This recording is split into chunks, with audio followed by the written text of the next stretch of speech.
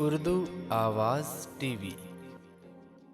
उस वक्त समझ इतनी नहीं थी, जोश ज़्यादा था। तो वो जो सिलसिला चला, तो सबसे पहले आपने सरकार को अपना गुस्सा कब दिखाया? आराम किया और पुलिस से काफ़ी जो मेहमान नवाजी करवाई। हम मेहमान नवाजी तो उन्होंने कोर्ट के बाहर ही कर दी थी काफ़ी सारी। मुझे याद है कि देखिए नुसरत जी के मैं जब वहाँ हम अंदर थे, जेल में थे।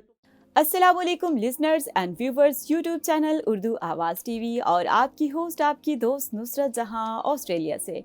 वीआईपी गपशप के हमारे स्पेशल मेहमान डॉक्टर राजेश मोहन और डॉक्टर राजेश मोहन साहब से बात करने के लिए मेरे साथ मौजूद हैं इस प्रोग्राम के को होस्ट अनिल कुमार साहब।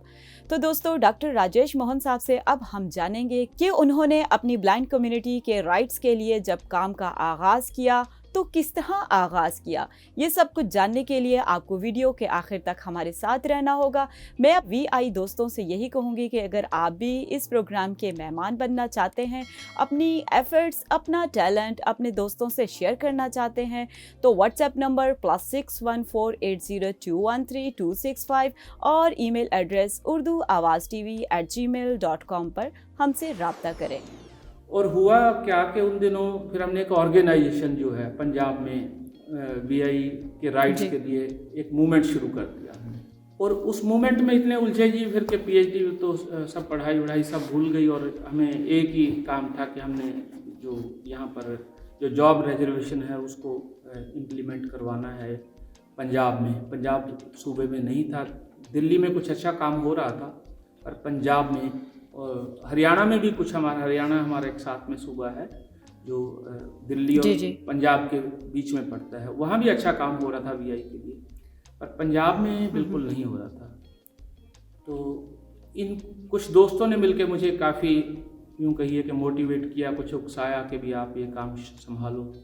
और फिर उसके बाद पीएचडी का काम रुक गया और ये सिलसिला जो है ये शुरू हो गया। सही। बल्कि आप यूँ कहिए जी कि जो 1% रिजर्वेशन पंजाब में 3% रिजर्वेशन हैंडीकैप के लिए और अदर्स के लिए हुआ, उसमें इनका एक बहुत बड़ा कंट्रीब्यूशन था। मैं इनसे एक सवाल यहाँ पूछना चाहूँगा कि आपके मन में एक बात आ गई कि आपको 1% रिजर्वेशन वीआईज़ के लिए लेनी है, तो उसमें पहले आपको कौन सी मुश्किल दरपेश आई? अनिल जी, बात यूँ है कि यहाँ पर काफ़ी लोग काम कर रहे थे, आप लोग भी कर ही रहे थे, हम सब लोग पहले से भी कर रहे थे। पर ये हुआ कि एक ख़ास जिम्मेदारी जब मुझे दी गई कि भी आपने इसको करना है, तो उस वक्त समझ इतनी नहीं थी, जोश ज़्यादा था और एक स्पिरिट एक पैदा हो गई थी कि एक मन में कि ये काम करना ही है और ये तब्दीली जो है लानी है, ये क्यों नहीं हो रहा। तो ये जो एक कहिए आप गवर्नमेंट के लिए, एक सिस्टम के लिए जो आपको गम और गुस्सा था, उसने कहीं आपको और उकसाया इस काम के लिए। तो उसके लिए सबसे पहले यही हुआ कि लोगों को कन्विंसिंग की जाए, पहले लोगों को समझाया जाए, और जो पहले लोग काम कर रहे हैं उनको कैसे साथ लिया जाए, ये बड़ी मुश्किल होती है। तो उसमें हमने उन लोगों के साथ भी काम किया जाके, जो लोग पहले कर रहे थे, उनके जो एजुटेशन है उसमें भी थोड़ा बहुत जाके काम किया। तो उन पे एक विश्वास, आप कहें भरोसा पैदा किया सभी लोगों ने। कोशिश की कि भाई ये जो हम कोशिश कर रहे हैं ये सभी लोगों के लिए। तो पुराने लोग भी साथ में आए, आप लोग भी साथ आए, और फिर एक कारवां यूँ कहें कि बनता गया। और उसमें फिर ठीक है, किसी एक आदमी की जिम्मेदारी होती है, पर उसमें साथ तो सभी लोगों की जो सपोर्ट होती है, सभी लोगों की मदद होती है, तो वो सिलसिला फिर चला जी। तो वो जो सिलसिला चला, तो सबसे पहले आपने सरकार को अपना गुस्सा कब दिखाया? गुस्सा तो क्या दिखाना होता है जी, हम क्या दिखा सकते हैं, पर ये होता है कि उस वक्त लगता है कि भी हम कुछ कर सकते हैं। तो हुआ जी ये कि एक एजिटेशन चल रहा था ऑलरेडी, तो उस एजिटेशन में कुछ इस तरह से कुछ चीज़ें हो रही थी जो मुझे लगता था कि ठीक नहीं हो रही। तो उसमें मैंने हिस्सा लिया उनके साथ, दोस्तों के साथ, वो भी। और उस मोमेंट को कोशिश की कि अपने जो मेरा जो समझ थी उसके मुताबिक चलाया जाए। तो वो काफ़ी लोग कन्विंस भी हुए उससे, और उसमें हमने कुछ गलतियां भी की। गलत कोर्ट पे जाके हमने वहाँ पे जाके कुछ 40-50 लोगों ने जाके हमने वहाँ जो मुजाहरा किया, तो उससे ये हुआ कि हम सब लोगों को अंदर डाल दिया गया और 20-25 दिन अच्छा। जेल में मतलब आराम किया, और पुलिस से काफ़ी जो मेहमान नवाजी करवाई। मेहमान नवाजी तो उन्होंने कोर्ट के बाहर ही कर दी थी काफ़ी सारी अच्छा। और अच्छा। अंदर जाके तो खैर उन्होंने इतनी नहीं की। अंदर जाके तो वैसे ही मतलब ये होता है कि भाई ठीक ठाक था तो चलो रहन सहन, पर वो उसकी जो चोटें हैं वो 20-15-20 दिन तो वही दुखती रही जो बाहर हुआ था। पर उससे सीखा बहुत कुछ जी। मुझे याद है कि देखिए नुसरत जी के मैं जब वहाँ हम अंदर थे जेल में थे, तो बाहर हम प्रेस नोट रिलीज़ करते थे, अपना सारा काम बाहर कुछ लोगों की ड्यूटी लगाई थी, वो हमसे मुलाकात करने आते थे और हम उनको सारा काम वहीं से चलाते थे बैठ के। तो क्या बात है।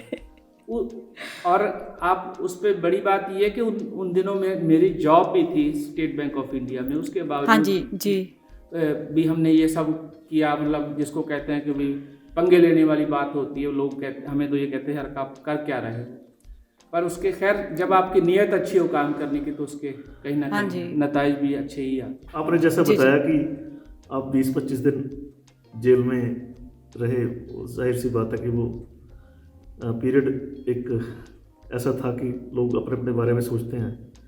कई बार एक सेल्फ मोटिव आ जाता है जिसमें कि आप सोचते हैं कि अपने बारे में यार मेरा क्या होगा। तो आपकी जॉब थी इंशाल्लाह स्टेट बैंक में आप जॉब करते थे, तो आपने कभी सोचा कि यार मैं 20-25 दिन बैंक नहीं जा रहा और मतलब मुझे 14 दिन का रिमांड है, फिर उसके बाद हफ्ते का फिर बढ़ गया, तो मेरा क्या होगा, बैंक वाले मेरे बारे में क्या सोचते हैं, और मैं मतलब आप अपनी जॉब के बारे में क्या सोचते थे उस वक्त? हुआ ये जी कि उस वक्त मतलब शायद जॉब तो सेकेंडरी हो गई थी। उस वक्त आपको ये लगता कि जॉब अब क्या चीज़ होती है, तो बहुत छोटी चीज़ है। और क्योंकि उस वक्त सारा आपका जो फोकस था, जब आपको कोई जिम्मेदारी मिली तो आपको ये लगता कि मेरा काम तो ये है इस वक्त, और जी इस मतलब उसके अलावा कुछ नहीं सोचता था कि ये काम कैसे होगा कैसे होगा, बस यही दिमाग में रहता था। मुझे याद है कि जब ये सारा सिलसिला हुआ, मैं बाहर आया तो जो SBI के जो मैनेजर साहब थे वो बड़े शरीफ से आदमी थे, उन्होंने मुझे बुलाया, कहते यार तुम्हारी बड़ी बड़ी ये अखबारों में तुम्हारे प्रेस नोट लगते हैं, फोटोएं लगती हैं, और हम कब तक आपको बचाएंगे, डिफेंड करेंगे। तो मैंने कहा जी बिल्कुल। कहते आपकी यहाँ पर हमारे एक लाइजन अफसर ने भी कंप्लेंट कर दी है। तो मैंने कहा जी देखिए मैनेजर साहब, आप अपनी नौकरी का ख्याल रखिए, और जब अगर आपकी नौकरी पे कोई बात आती है तो आप बिल्कुल जो डिसिप्लिनरी एक्शन बनता है वो लीजिए, और क्योंकि मुझे तो यही करना है और आपका नुकसान नहीं होना चाहिए इसमें। तो वो खैर वो मन में बड़ा खुश हुए और कहते यार मैं तो कोशिश करूँगा। तो बहुत बोल्ड भी नहीं थे, पर वो शरीफ आदमी थे। वो कहते यार जब तक टलता देखते हैं, बाकी आपको बताना मेरा फर्ज था। बता दिया जी, बता दिया। और पर उसके बाद भी ऐसा हुआ कि कुछ मुझे लगता है कहीं ना कहीं उन लोगों की जो एक तरह की जो एक आप कहें उसको उनकी कहीं जज्बाती तौर पे उनको कहीं लगता था ये काम ठीक कर रहे हैं, तो मतलब उन्होंने कभी बहुत तो वो छुपी सपोर्ट थी उनकी, खामोश रहकर वो सपोर्ट कर रहे थे। क्योंकि जी वहाँ से मेरा आधा काम टाइप वहाँ से होता था, जो वहाँ के कुलीग थे वो, हमारे पास तो कोई ऐसा ऑफिस तो था नहीं, तो हाँ जी बिल्कुल, जितने लेटर जितने हम बाकायदा पैम्फलेट जारी करते थे, भाई सरकार ये कर रही है वो कर रही है, इसने ये नहीं किया वो, तो ये सारा चलता रहता था सिलसिला। और हमारा जो आप इसको कहें वो हम ये कहते हैं भाई सरकार प्रोपेगेंडा कर रही है कि भाई इतना कुछ दे रही है, पर उसके बदले में कुछ नहीं दे रही। तो हमने भी उसके काउंटर मतलब ये होता था कि सरकार ने पैम्फलेट जारी कर दिया कि ये हमने इनको ये दिया, तो हम अगले दिन हम भी पैम्फलेट जारी करते थे कि हमें ऐसा कुछ नहीं दिया इन्होंने, और बाकायदा उनको गवर्नमेंट ऑफिसेज में जाके डायरेक्ट जितने भी जो उनको भी देते थे, प्रेस वालों को देते थे। तो बड़ा कोशिश हमने किया कि जो एजुटेशन है वो अकेला सिर्फ वहाँ धरने पे बैठ के ना चलाया जाए उसको, क्योंकि हम लोग तो कम ही थे, पर कुछ हमारे साथ, क्योंकि हम लोग उस वक्त एक तो पंजाब यूनिवर्सिटी के कुछ मेरे दोस्त थे मेरे साथ, वो पढ़ रहे थे जी। PhD, तो वो हमारा यही था कि हम अपनी जो बात है उसको ज़्यादा से ज़्यादा फैला सकें। तो उसी वजह से ये हुआ कि मैं आपको एक बात बताऊं नुसरत जी के 97 में हमारे एक साथी की उसी दौरान जो हमारा हम ये यहाँ पर जो एजुकेशन डिपार्टमेंट के आगे हम लोग एजुकेशन कर रहे थे, एक साथी की अचानक उसकी डेथ हो गई वहाँ। अच्छा। तो जब डेथ हुई तो जितने जो हमारी ऑर्गेनाइजेशन थी और जो हमारे जो ऑल इंडिया लेवल पे जो ऑर्गेनाइजर थे, जो उनके मैसेजेज आ गए कि भी आप एजुकेशन बंद कर दीजिए, या मामला ख़राब हो गया, आप पे भी कोई बात आ सकती है। तो मैंने शाम को, मतलब जिस दिन हमारे उस दोस्त की डेथ हुई, तो मैंने सोचा भी इसका मतलब जो उसकी जो कुर्बानी है इतना वो ज़ाया चली जाएगी। आज डेथ अगर हो गई तो दोबारा तो जी बिल्कुल, पंजाब में और शायद दूसरे जो हैं सूबे उनमें भी लोग हिम्मत ना करेंगे वहाँ आने की कि पुलिस के साथ आपकी हाथापाई में कहीं डेथ हो गई, या कुछ भी कह लीजिए उसको, घबराहट में हुई, या उसके बाद में जो पोस्टमार्टम में तो घबराहट का आया था। पर वो चलिए वो मतलब जैसा भी सिलसिला हुआ, पर उस वक्त ये लगा कि मुझे ज़ाती तौर पर ये लगा कि ये मेरा इंडिविजुअल ये डिसीजन था कि नहीं ये एजिटेशन चलेगा। और मैंने इसके लिए फिर रात को अपने जो दोस्त थे, साथी थे, उनको कन्विंस कराया इस बात के लिए कि हम लोग नहीं जाएंगे यहाँ से, जो मर्जी हो जाए, कि अगर आज हम चले गए तो हम दोबारा कभी नहीं आ सकते यहाँ। वो देखें, कुर्बानी दी जाती है तो उसके बाद उसका कोई सिला भी मिलता है, और बग़ैर कुर्बानी के तो आप हक सच की जंग नहीं लड़ सकते। तो क्या सर फिर आप की ये जो एफ़र्ट्स जारी थी जब आप स्टेट बैंक में थे, स्टेट बैंक ऑफ इंडिया में जॉब कर रहे थे, इन एफ़र्ट्स की वजह से फिर आपको अपनी वो जॉब छोड़नी पड़ी?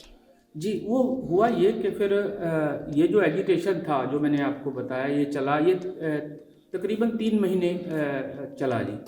तो उस वक्त क्या हुआ कि इलेक्शन सर पर आ गए थे पंजाब में। तो स्टेट आई थिंक ये 90 की दहाई की बात हाँ कर जी। रहे हैं आप, जब आपके ये एफर्ट्स शुरू हुई थी। जी, ये 97 की बात है। ये जो ख़ास तौर पे जिस मसले की बात मैं कर रहा हूँ, ये जी ठीक है। हाँ जी 97 में। तो उसमें ये हुआ कि जी कि वो कहते हैं कि अब इलेक्शन आ गए, तो इलेक्शन में आपका कुछ नहीं होगा। इलेक्शन में तो कोड ऑफ कंडक्ट लागू हो गया। तो पहले हमने चीफ इलेक्शन कमीशन से बात की, वहाँ हमने ईमेल, उस वक्त ईमेल का रिवाज तो था नहीं, फैक्स होते थे, फैक्स किया, और जो स्टेट के जो इलेक्शन कमिश्नर थे उनको जाके मिला, उनसे बात की। और तो उससे क्या हुआ कि जो इलेक्शन कमीशन ऑफ इंडिया था उसने कहा ये हमारा कोई दखल नहीं है, अगर सरकार कुछ करना चाहे तो करे, हमें कोई इससे मतलब नहीं। अगर सरकार इनको एम्प्लॉय करना चाहती है, नौकरी देना चाहती है, तो हम कुछ नहीं करेंगे। तो ये मसला भी हल हो गया। पर क्योंकि पॉलिटिकल पार्टी को तो अपने काम में लगना था, तो हमें ये लगा भी अभी कुछ नहीं होगा। तो हमने ये सोचा कि जब तक नई गवर्नमेंट नहीं आती, जब तक वो नहीं, हम एजिटेशन चलाएंगे, और जब नई इलेक्शन के बाद जो नई गवर्नमेंट आएगी उससे मीटिंग करेंगे। तो इसके लिए हमें 3-4 महीने रुकना पड़ना था। और हमने उसके साथ साथ ये भी था कि हमने डेली कोई ना कोई प्रोग्राम भी देना पड़ता था हमें, नहीं तो हमारी बात नहीं, अखबार में नहीं खबर आएगी अगर आप कोई प्रोग्राम नहीं दोगे।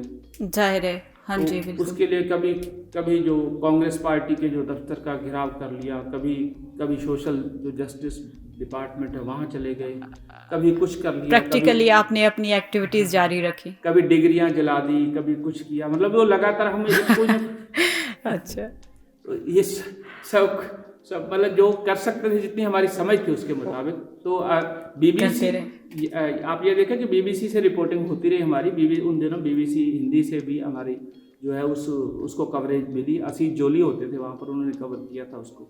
तो नुसरत साहिबा, मैं आपको एक चीज़ और बताता चलूँ, यहाँ के गम हो के खुशी दोनों कुछ देर के साथी हैं, फिर रास्ता ही रास्ता है, हंसना है ना रोना है। तो डॉक्टर साहब बहुत बैलेंस किस्म के पर्सनैलिटी हैं। तो जब आपको 200-250-300 अपॉइंटमेंट लेटर साथियों के लिए मिले, तो आप जाहिर सी बात है उस समय खुश तो हुए होंगे। जी। और आप ये देखें नुसरत साहिबा के अपॉइंटमेंट लेटर जो सरकार की तरफ से हमें दे दिए जाते थे कि आप जाके अपने लोगों को अपॉइंटमेंट लेटर दें। तो अच्छा। वो एक अजीब सा एहसास होता था भी हम तो देने वाले कौन होते हैं जी, मतलब वो तो उन लोगों की मेहनत थी। तो एक मतलब ये कुछ महीने तो ये सिलसिला चला कि हम लोग जो हमारा एजुटेशन का जो प्लेस था हमारा, वहीं पर अपॉइंटमेंट लेटर आते थे, हम वहाँ पर उसी धरने पर ही उनको अपॉइंटमेंट लेटर देते थे और उनकी फ़ोटो करते थे, उनको कहते थे, उनको मुबारकबाद दे के कहते थे आप ड्यूटी ज्वाइन करें और हम यहाँ पर धरना चलाएंगे अभी जब तक बाकी लोग नहीं लगते। फ्रेंड्स, अब मेरी मुलाकात होगी आपसे इस एपिसोड के नेक्स्ट पार्ट में। तब तक के लिए अपनी दोस्त नुसरत जहां को इजाज़त दीजिए। अल्लाह निगहबान।